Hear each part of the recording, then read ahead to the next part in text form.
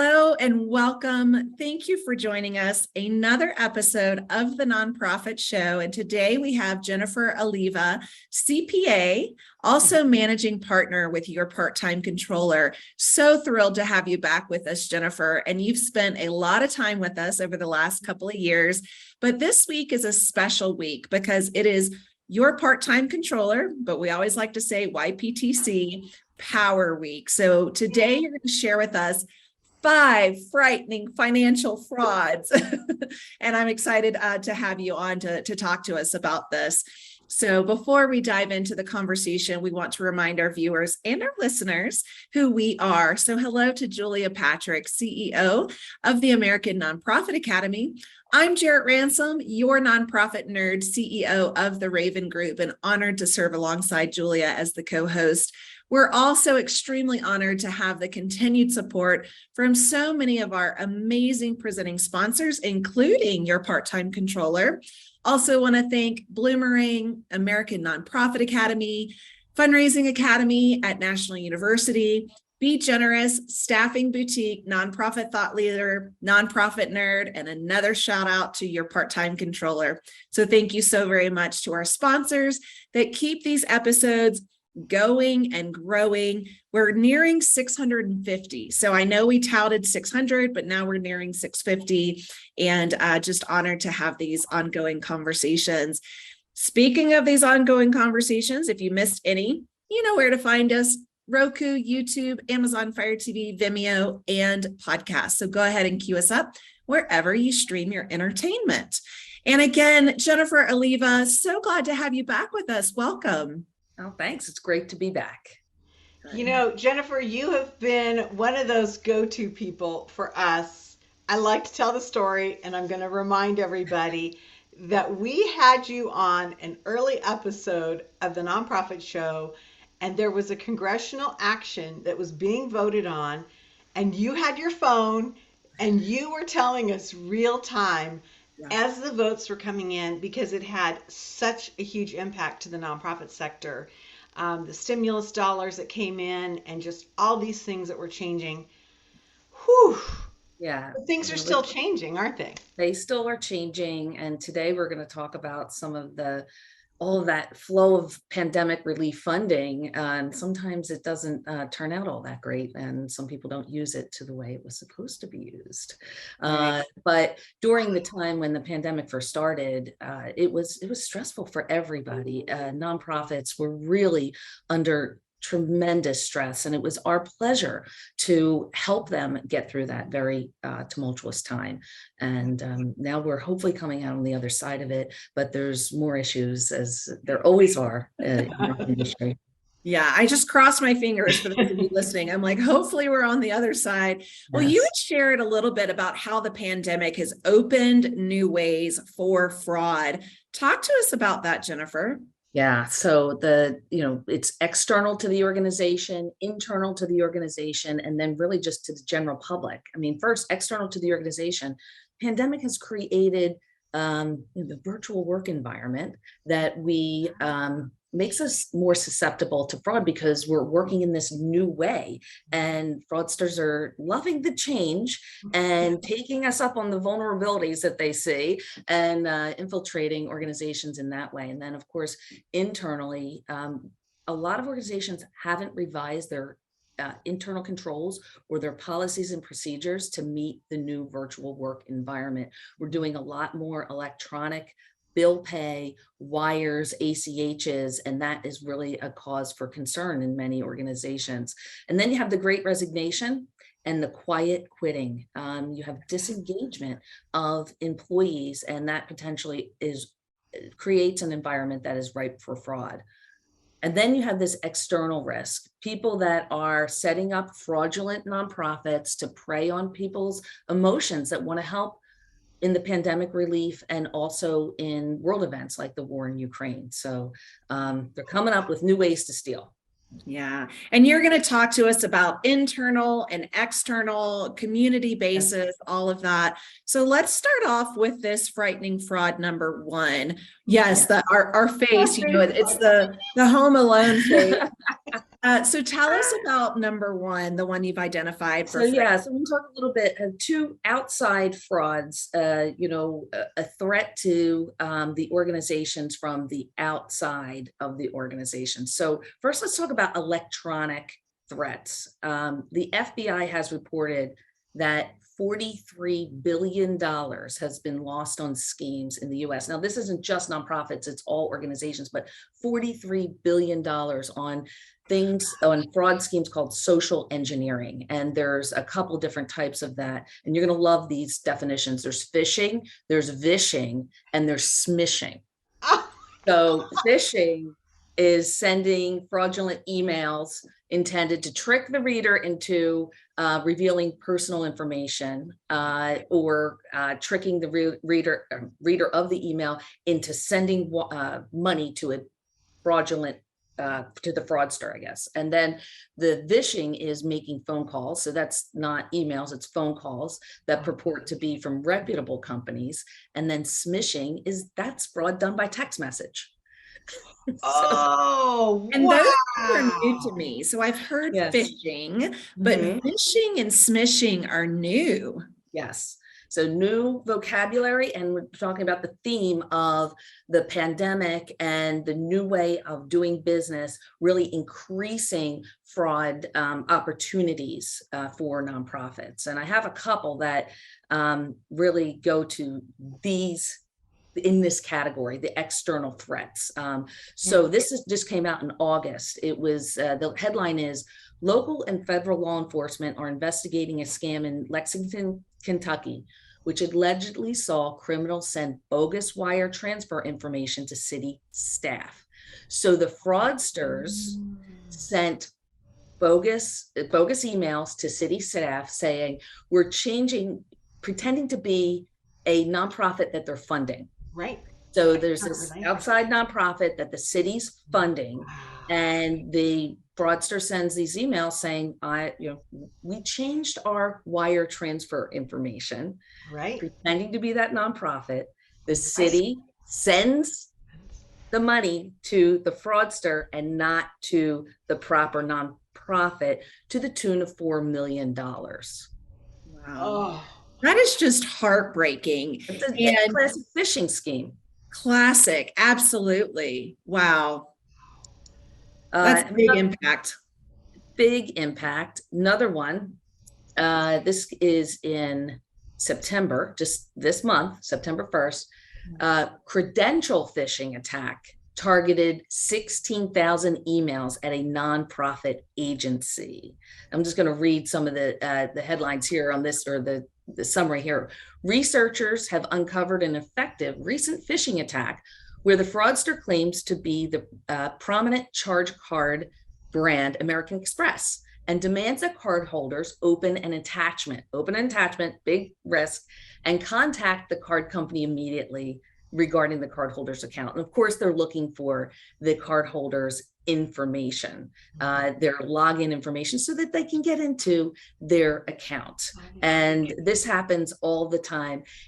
These fraudsters actually attacked a nonprofit agency, a larger one, and 16,000 employees got this email and got this request to send their personal American Express information to the fraudster. Now, many nonprofits have company credit cards, and they might have been, if I was an employee and not trained employee of a nonprofit, I'd be potentially nervous, like, oh, they're trying to get into my company American Express account. Let me take care of this. Right. So there's a lot of ways that nonprofits can be safer and help avoid both of these phishing situations. First of all, have a rule: never click on or open an attachment unless you confirm it's safe. Jennifer, I was aware of several organizations in my community that got an email and talking about purchasing gift cards. And staff said to the CEO, hey, I got those gift cards you asked me to get. And they were like, what? To the tune of like thousands of dollars. And so this can really ruin a lot of these nonprofits because, if we're operating at a very slim margin anyway, it's very destructive. It's extremely disruptive, and it's so important for nonprofits to have the right controls in place, and also the rules of the road, and making sure that they're checking that people are not going against the policies that they set up. So we always tell our clients and other nonprofits, they have to have ways internally to confirm, and multiple ways to confirm. If they've gotten an email, you never go ahead and make a transaction based on just the email. You're going to have to call the recipient, call multiple sources to confirm that, especially if you're going to wire or ACH money, or even send money electronically through a bill pay system. So you also have to have multiple people involved, checks and balances. If one person is in charge of sending all the electronic payments, that's easily set up for risk from an outside source getting to that one person and having them change things. And we always preach about employee awareness training. You set up those kind of fake scams internally and see if people bite. And then you're like, okay, you've been on this, now you really need the training. So right. Instead of having a real scam, you have a fake scam. Like a secret shopper, right? A secret shopper coming in. Yeah. Yes. Yes. So, you've given us so many ideas of new ways to look at this. Let's dig down now to fraud number 2, because yes. Fraud number 1 was a hair on fire moment for me. Okay. Yeah. Fraud number 2. So fraud number 2 was, so we're at fraud number 3. So just to review, we had 2 phishing schemes. Okay, one gotcha. was the credential phishing scheme, and one was just the classic vendor sending the information to the nonprofit for to send the wire to the wrong place, the city officials. So now I'm going to talk about inside jobs. These are called occupational frauds. This is employee theft or financial statement fraud, but I'm going to focus on the employee theft. And we always talk about the fraud triangle in our circles. The triangle in our circles. I thought that was funny, but anyway. I like it. The fraud triangle. The fraud triangle are, there's 3 things, the components that can set you up and make it ripe for fraud in your organization. One is the opportunity that the organization has, that there's less, there's not internal controls that are in place. One is pressure on an employee. They might have extreme financial issues that they are facing. And then there's rationalization. And that's a big thing during the pandemic. And we're talking about employee disengagement. And they're like, oh, well, this nonprofit doesn't care about me anyway. I'm rationalizing that I can steal because there's perhaps other people doing it too. There's not a proper tone at the top.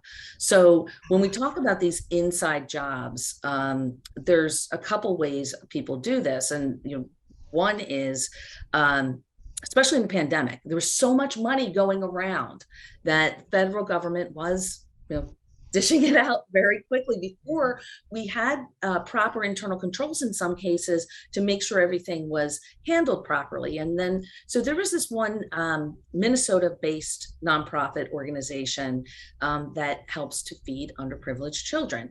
And the federal government was giving them $240 million, or even actually more, because $240 million was the actual fraud that was perpetrated. The employees were not using, they were laundering the money through the organization, allegedly through the organization, and using the money for their own purposes.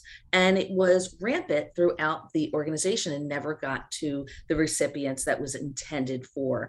A whistleblower was one that brought this to the attention of the FBI. It was actually the Minnesota Department of Education. Said this nonprofit is sending all of this money out to organizations that we do not think is actually helping the intended recipients, were these children that needed meals. So this makes me wonder about this nonprofit. It was rampant, it sounded like, because multiple employees were involved. Where was the board? That's what I was going to ask. Like, Yeah. have you seen that boards have become Interesting. more complacent during this time because they're the fiduciary agents? Can you share with us about that, Jennifer? Yeah, I'm not sure if it's really worse than it was. I don't have any evidence to support that, but I will say that boards have been distracted in many cases with other problems and maybe been leaving like the policies and procedures, the internal controls, the proper review of financial statements. They haven't been on top of that as much of their than they were potentially when there wasn't so much stress and other issues going on, like during the pandemic. That are we going to survive? Right. And they're not meeting IRL in real life. So think about all those board meetings where, those reports are distributed and Yeah, everybody sits and looks at them versus, oh, did you look at them through the board portal? And people are like, oh, yeah, I skimmed it. yeah, I can exactly. see what you're saying, that it's just kind of Yeah, a light fall yeah. through that is happening. So the boards, I Wow. think, need to be reminded, and of course, proper board training is so important about their fiduciary responsibilities as well as setting the proper tone at the top, uh, and making sure that their behavior, their ethics in speech and in action are what they want the organization, all the staff members of that organization to follow. And they want to have an executive that is going to be really walking the talk when it comes to ethical behavior and setting that tone at the top. Right. Angela Cuxum, your wonderful manager, was Yeah. on again Nonprofit Power Week yesterday, started with your part-time controller, and she reminded us the importance of tone at the top. And I don't think we hear that enough, or when we hear it, we kind of gloss over it because it sounds good. But I was struck once again at how really important that concept is. And I can see it even now today as we chat, that it Yeah. really does, filter down and impact what's going on. Yeah. Okay, so I gotta We're say, we're Well, going on to 4 then, we're right? going on to 4. We're going on Woo! to number 4. Again, And this is the classic. We're still in the inside jobs. This is the classic rogue bookkeeper fraud, which we see sadly all the time. So the headline is this: recently, a bookkeeper of a Hawaii-based nonprofit was jailed for 6 months for writing checks to herself to pay for her own family parties and trips. She also liked to set up fake fundraisers to use the money for her own use. So she was double duty in the frauds that she was pulling off.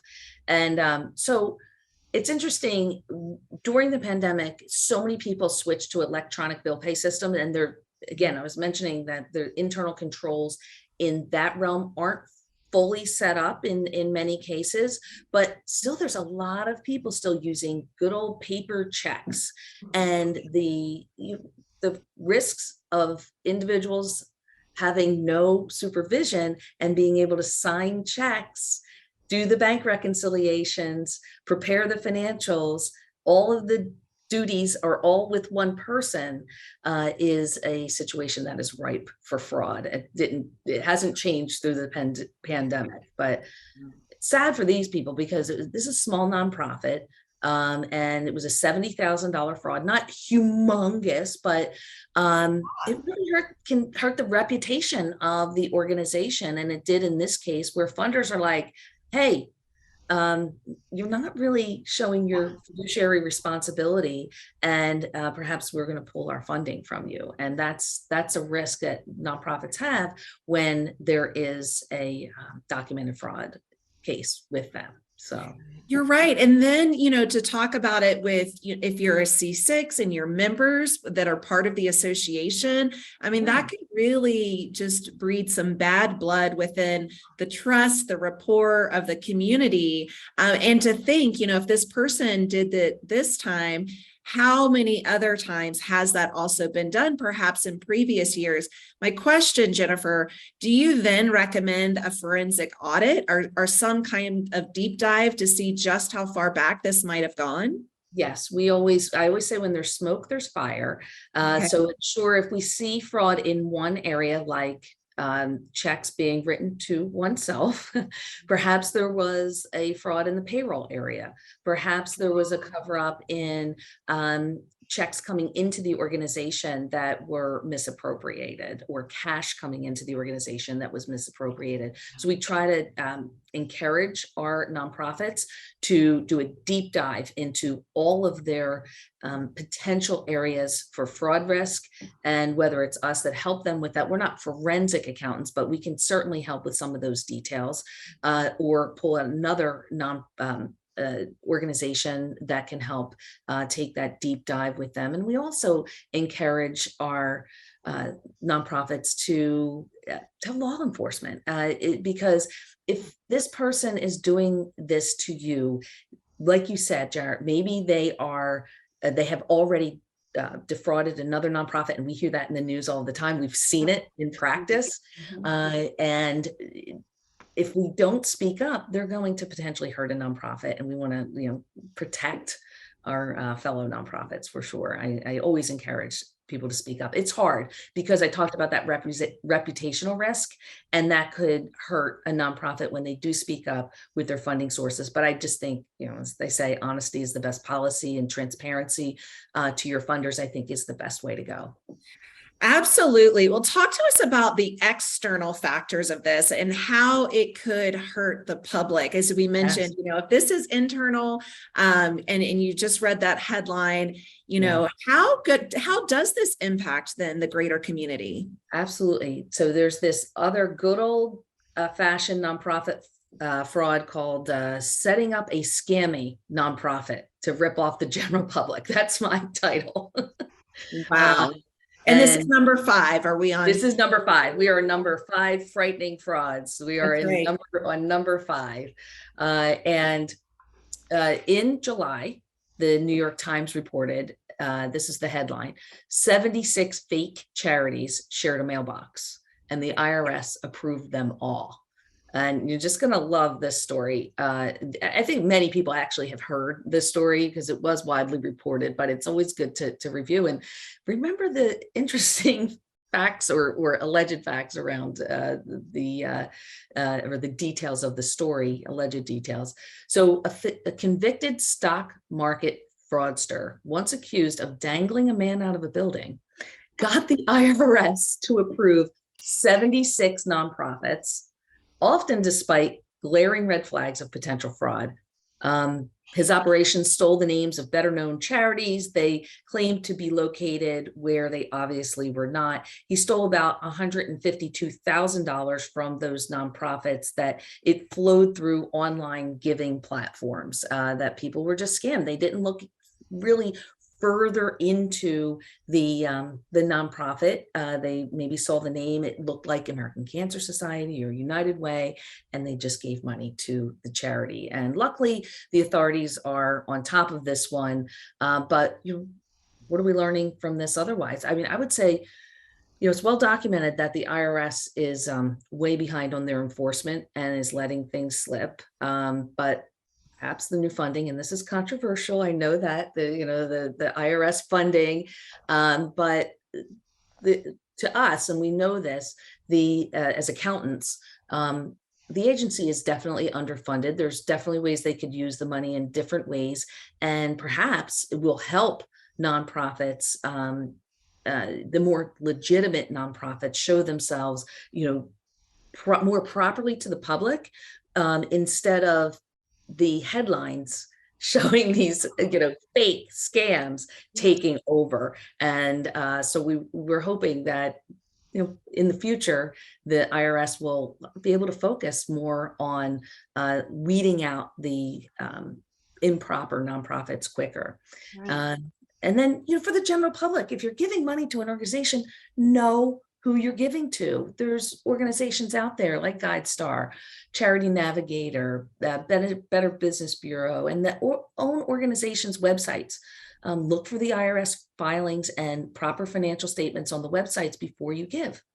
And Yeah. I can't tell you, I probably go to GuideStar, known as Candid now, You can. at least weekly, if not daily. But it is one of those bookmark for me, do your research, look for that transparency, the seal of transparency. Julia, we talk about this often, but our community, we're so known as being benevolent, but these 5 financial, frauds, frightening financial frauds, let's talk about alliteration in a mouthful, Jennifer. It is scary. And so I'm sure that there's, viewers and listeners paying attention to today's episode going, what do I do? But I love that you wove in, Jennifer. So thank you. So many things, in regards to those policies and the internal controls. That's where we need to focus our time. And I think building the public's trust, a nonprofit has that job, and to be transparent, to show their financials on their website, and their IRS filings, and to let the public know that they can trust a particular organization because they're doing everything right. They have proper board policies. They have a whistleblower policy, a conflict of interest policy. There's so many things a nonprofit can do to gain the trust of the public, and to I guess it helps all nonprofits when every nonprofit does their job to make themselves transparent. It does. I think what you're saying is magical, and that is, for the good parts and the bad parts, it impacts us all. And Yeah. so that's why we need to be sharing these messages and these stories, because just because you think that, you've been immune from this, your organization has been, you are impacted whether you know it or not. That New York Times article was chilling because it was so simple, and that fraudster changed the name just a little bit to Correct. sound like all these other, venerable organizations. And so Yeah. it's Yeah. really a frightening thing. I always love it when you come on and, All right. and talk to us and share your knowledge with us. But I want Oh, to yes. let everybody know that Mission Business is a really cool thing that you all have on the yptc.com website. It is a podcast where your experts come in and talk about things. It's really well done, and I think this is a great way to get new information, and it's free. You don't have to be a client of YPTC. I mean, it's an amazing thing that you're offering up, Jennifer. I so appreciate you mentioning it, because there's actually specific to the topic we're discussing today. There's several podcasts, and our most recent podcast really address some of the issues we talked about today. I talked to 2 members of NASCO, which is the National Association of State Charity Officials. And we talk about state regulations for nonprofits, as well as some of the investigation of cases that they have about fraudsters setting up unlawful nonprofits to benefit themselves, and what nonprofits can do to support themselves and look the best to the public. And I have an older podcast still on our website at yptc.com with Jerry Williams, a former FBI agent. And we talked about some interesting fraud cases. Fraud is something people find a lot of interest in. It's kind of like the true crime stories, and it is interesting, but there's a lot to be learned for nonprofits about hearing these stories. And one more plug, we have our YPTC October national webinar, and that's on October 19th. Okay. Look out for this on our website. And that topic is anti-fraud best practices. So also another timely webinar and event that we're holding for nonprofits. You said that's October 20th. So 19th. October 19th, just shy of a month away. So make sure you get that on your calendar, yptc.com. Jennifer, thank you so much.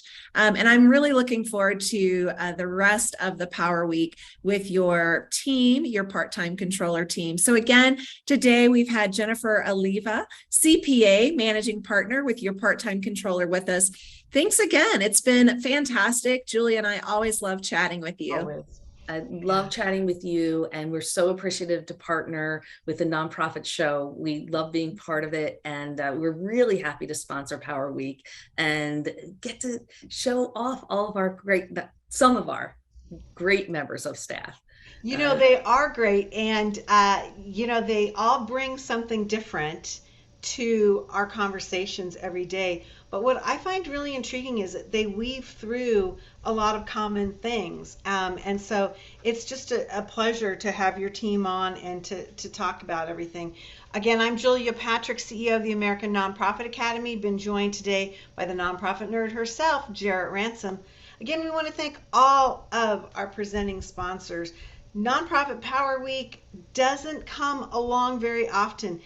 Jarrett and I only have these a couple times a year, and so it's really a marvelous thing. And to this week, it's YPTC, yourparttimecontroller.com. Again, our sponsors, American Nonprofit Academy, Bloomerang, Be Generous, Fundraising Academy at National University, Staffing Boutique, Nonprofit Thought Leader, and Nonprofit Nerd. These are the folks that help bring our content every day. You said, Jarrett, we're marching towards episode 650? We really are. Yes. Wow. No wonder I'm so tired. We're all exhausted. Congratulations to both of you. Well, and thanks wonderful for the achievement. partnership. Yeah, it's been amazing. We love doing this. Even with me traveling this week, I text Julia and I said, I miss it. I miss the show, so I have to be here. So thanks to all of you for joining us. Thanks, Jennifer, for joining us. And as we end every episode, we want to remind you to stay well so you continue to do well, and we'll see you back here tomorrow.